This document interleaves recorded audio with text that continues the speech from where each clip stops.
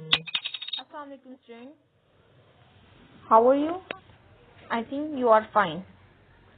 So we are going to start, or we already started exercise 3.1. We just continue from part number 3. In part number 3, we have to find or we have to reduce the question into the lowest form. So students, आपको मैंने starting के जो part number 3 की starting के 3 questions में करवा चुकी हूँ कि किस तरह हम एक्सप्रेशन को लॉवेस्ट फॉर्म में कन्वर्ट करते हैं, ठीक है। तो आपको ये बात क्लियर हो गई होगी। अब हम चलते हैं इसी पार्ट के क्वेश्चन नंबर 4 की जानिब।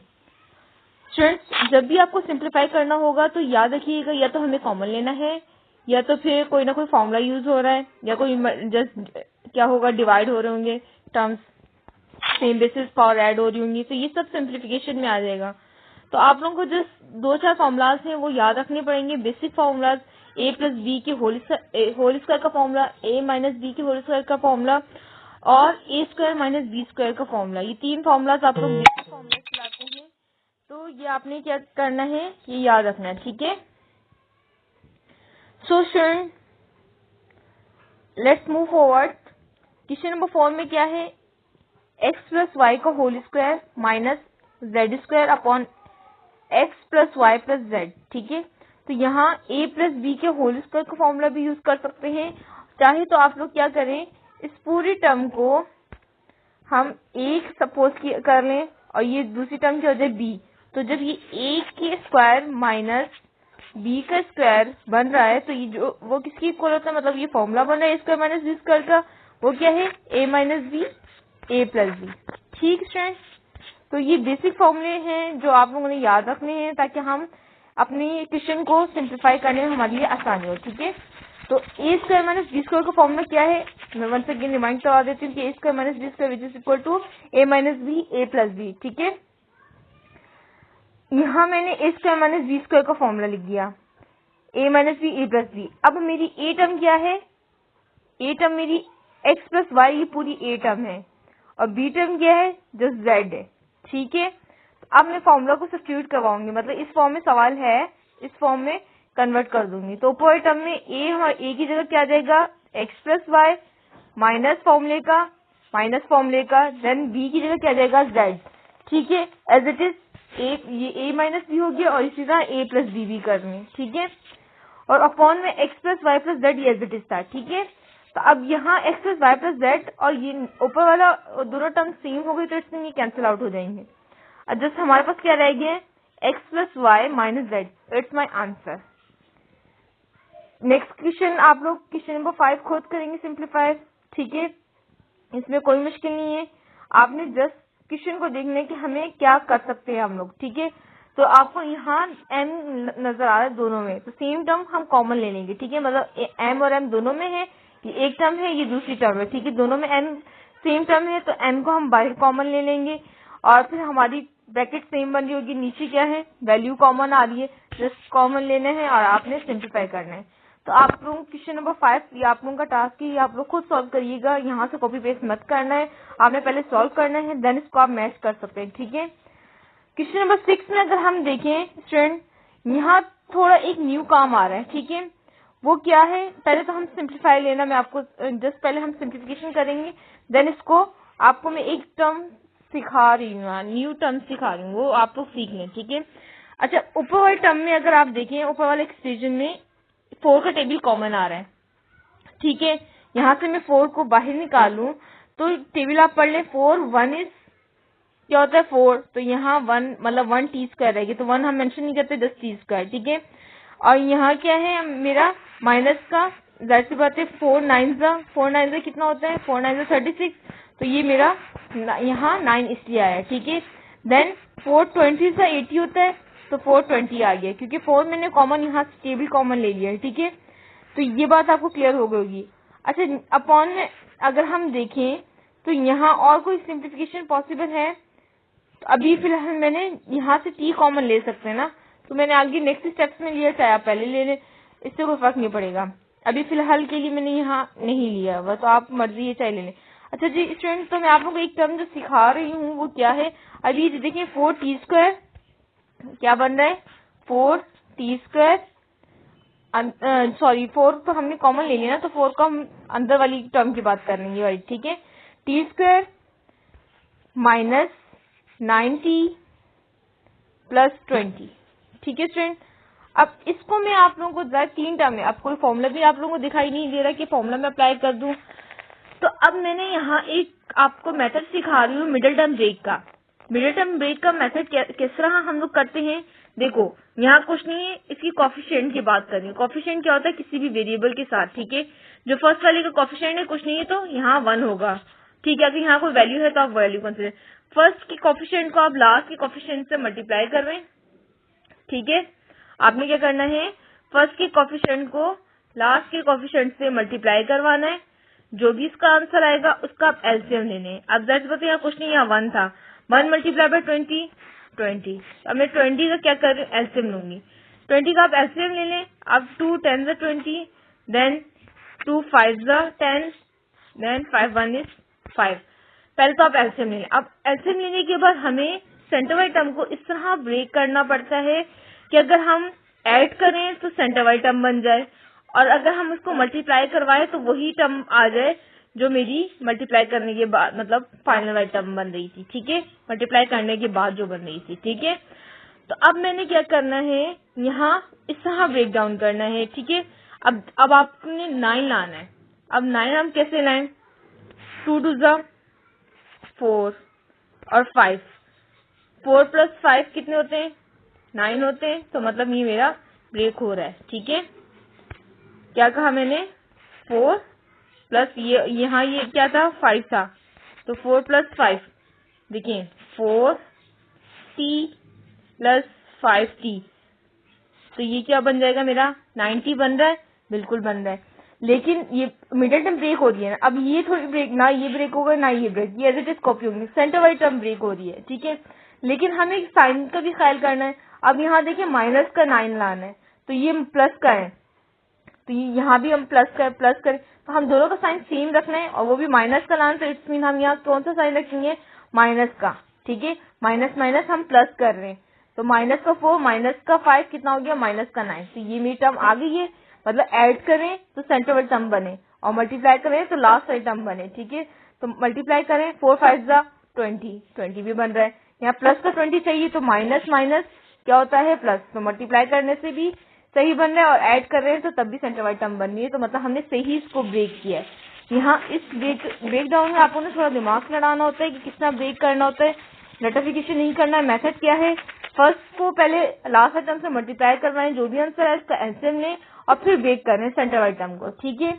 अब मेरा ब्रेक किस तरह हो गया, अब आपको ब्रेक करना भी समझ में आ गया है कि मैंने इसको ब्रेक कर दिया है। तो ब्रेक करने के बाद क्या क्या टर्म बनी, t² अपनी जगह पे रहेगा, माइनस का 4t, माइनस का 5t, चाहे तो आप पहले 5 को लिख दें, 4 को लिख दें, इससे कोई फर्क नहीं पड़ेगा, प्लस 20, यही रह गया, ठीक है। अब हम ये 4 टर्म बन गई है, दरमियान वाला टूट के 2 टर्म में डिवाइड हो गया, और ये एज इट इज कॉपी हो गया, ठीक है।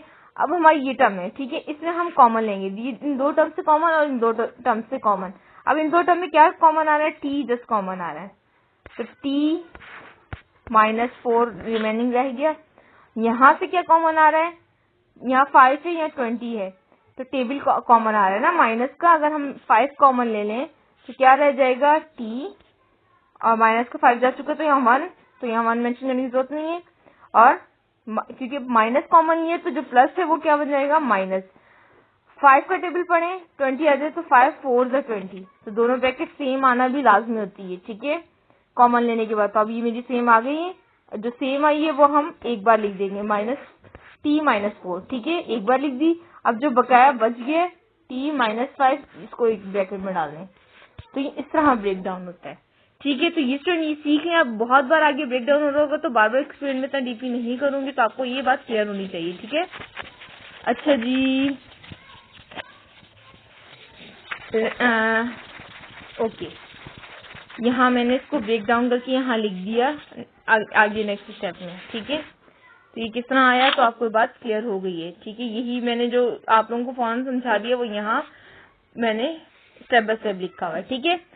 अब नीचे भी t कॉमन ले लिया, तो अब देखें सेम टर्म बन रही है, t-5, ये भी t-5 बन सकता है, लेकिन माइनस कॉमन ले लिया जाए ना, ठीक है। तो मैंने अगर यहाँ से कुछ माइनस ले, देखो t-5, ये 4 - 3 है ना, तो आप इसको सेम कर लो। सेम करने के लिए क्या है, मिस माइनस कॉमन ले लो, माइनस कॉमन लिया तो ये माइनस का साइन पहले चलाइए, ठीक है।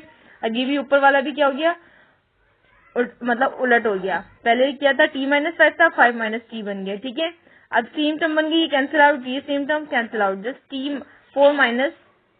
-4/t जस्ट रह गया, और ये मेरा आंसर आ गया, ठीक है स्टूडेंट। क्वेश्चन नंबर 7 में भी हम मिडिल टर्म ब्रेक कर रहे हैं, ठीक है। क्वेश्चन नंबर 7 में अगर हम देखें, क्वेश्चन नंबर 7 में मेरे पास क्या है, x² - 2x - 3 upon x² - x - 2। Just hint दे रही हूँ, आप लोगों ने खुद सॉल्व करने हैं। यहाँ ऊपर भी ब्रेक डाउन होगा, मिडिल टर्म ब्रेक होगी, और नीचे भी मिडिल टर्म ब्रेक होगी, और जस्ट आपने सिंप्लीफाई करना है, ठीक है स्टूडेंट। अब मैं आप लोगों को क्वेश्चन नंबर 8 एक्सप्लेन कर देती हूँ, ठीक है। क्वेश्चन नंबर 8 मेरे पास क्या है, 4x² + 20x + 36।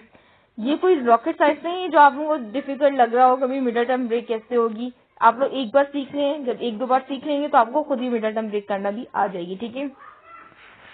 अपॉन में क्या है, 3x² - 27। अब सबसे पहले तो आप देखें कोई टेबल कॉमन आ रहा है, ताकि हमारी वैल्यूज कम से कम हो। अब देखिए ऊपर भी एक टेबल बन रहा है, 4 का टेबल आ रहा है, और नीचे क्या बन रहा है, 3 का टेबल कॉमन लिया जा सकता है, बिल्कुल लिया जा सकता है। जस्ट मैंने टेबल कॉमन लिए। जब टेबल कॉमन लेंगे तो टेबल मल्टीप्लाई भी होते हैं, जिसमें 4 1 4, 4 6 24 होता है, और 4 9 36 होता है, ठीक है। यहाँ से मैंने 3 कॉमन लिया, तो 3 1 3, 1 लिखने की जरूरत नहीं है, और 3 9 27, ठीक है। तो जस्ट मैंने टेबल कॉमन लिया। अब टेबल कॉमन लेने के बाद देखिए यहाँ a² - b² का फॉर्मूला बन सकता है, बिल्कुल बन सकता है। कैसे, क्योंकि मेरा अगर मैंने देखो x² - 9 है, ठीक है, x के होल स्क्वायर कर सकती हूँ, माइनस ये 3 का स्क्वायर बन सकता है, 3 का स्क्वायर मतलब 3 को 2 टाइम मल्टीप्लाई करेंगे तो 9 बनेगा, बिल्कुल बनेगा। तो ये a² - b² बन गया। a² - b² किसके इक्वल होता है, a - b, a + b, ठीक है स्टूडेंट। तो a² - b² का यहाँ हम फॉर्मूला ओपन करेंगे, ठीक है। अच्छा, यहाँ तो आपको ये स्टेप तो क्लियर हो गया कि नीचे तो फॉर्मूला खुल रहा है, a - b, a + b आ गया, ठीक है। ऊपर वाले टर्म में हम मिडिल टर्म ब्रेक कर रहे हैं। मिडिल टर्म ब्रेक किसका कर रहे हैं, देखो सवाल क्या है हमारे पास, मिडिल टर्म ब्रेक करने के लिए x² + 6x + 9 कॉमन लेने के बाद जो रहेगी, अब उसी का मिडिल टर्म ब्रेक करेंगे ना, ठीक है। तो अब मिडिल टर्म ब्रेक कैसे होगी, सबसे पहले तो आप लोग क्या करेंगे, फर्स्ट टर्म को लास्ट टर्म से मल्टीप्लाई करवाएंगे, मतलब यहाँ कुछ नहीं है तो 1 है, 1 × 9 तो 9 ही आता है। अब 9 का मैंने एलसीएम लेना है, ठीक है। 9 का एलसीएम ले स्टूडेंट, 3 3 9, 3 1 3, ठीक है। अब मैंने क्या करना है, 6 का आना है, ऐड करूं, ऐड सब्ट्रैक्ट करने से सेंटर वाला टर्म बने, मल्टीप्लाई करने से लास्ट वाला टर्म बने, ठीक है। तो अगर सीधा सीधा इसको ऐड करूं, 3 + 3 6 होते हैं, आगे 6, 3 × 3 9 होते हैं, आगे 9। तो मतलब मेरे तो आसानी से मिडिल टर्म ब्रेक हो गया, ये वाली एज इट इज, लास्ट वाली भी एज इट इज। अब मैं एलसीएम मिटा रही हूँ, ठीक है, लास्ट वाली भी एज इट इज, सेंटर में ब्रेक हुआ है ना, +3x + 3x, ठीक है।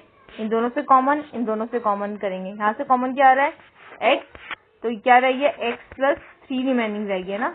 तो यहाँ से कुछ क्या कॉमन आ रहा है, टेबल कॉमन आ रहा है 3 का, तो यहाँ भी क्या रह गया, x + 3 कॉमन रह गया, ठीक है। सेम ब्रैकेट पहले आप लोग क्या लिख देंगे, ठीक है, पहले हम सेम ब्रैकेट लिख देंगे, देन सेम ब्रैकेट जो बनती है तो एक जैसे एक बार ही लिखते हैं ना, तो x + 3 मैंने कॉमन ले लिया, ये और ये ब्रैकेट, ठीक है। अब क्या रिमेनिंग रह गया, ये भी x + 3 ही बन रहा है मेरा, चाहे तो अब x + 3 का होल स्क्वायर बना लें, तो x + 3 ही रहने दें, ठीक है स्टूडेंट। तो ये आपको स्टेप समझ में आ गए होंगे। तो यहाँ मैंने ये काम इसलिए किया हुआ है, ठीक है, यहाँ स्टेप बाय स्टेप किया हुआ है। अब यहाँ x + 3 से x + 3 कैंसिल हो गया, ठीक, एक x + 3 ऊपर से रह गया है, और यहाँ x - 3 अपॉन में रह गया, और ये मेरा आंसर आ गया। क्वेश्चन नंबर 9 भी ये आप लोगों के लिए, ठीक है। ये आप लोग खुद सॉल्व करेंगे, देन इससे मैच कर लेंगे, ठीक है। तो आई होप आपको मेरा आज का लेक्चर समझ में आया होगा कि आज के लेक्चर में हमने एक न्यू चीज सीखी है, मिडिल टर्म वे की, ठीक है, और फॉर्मूलाज भी यूज करना सीख लिए। तो 10 फॉर्मूलाज हैं, जैसे आप लोग रट लें इसको। 3 फॉर्मूलाज बेसिक फॉर्मूलाज जो कहलाते हैं, a प्लस बी के होल स्क्वायर का, a माइनस बी के होल स्क्वायर का, और a square minus B square के 3 फॉर्मूलाज आप रट लें ताकि आप लोगों को सिंप्लीफाई करने के लिए आसानी हो, ठीक है। तो स्टूडेंट, आई होप आपको मेरा लेक्चर समझ में आ गया होगा। Thanks for watching. अगर मेरी ये वीडियो आप लोगों को अच्छी लगी हो तो प्लीज लाइक और सब्सक्राइब मेरा चैनल करना ना भूलिएगा। Thanks for watching.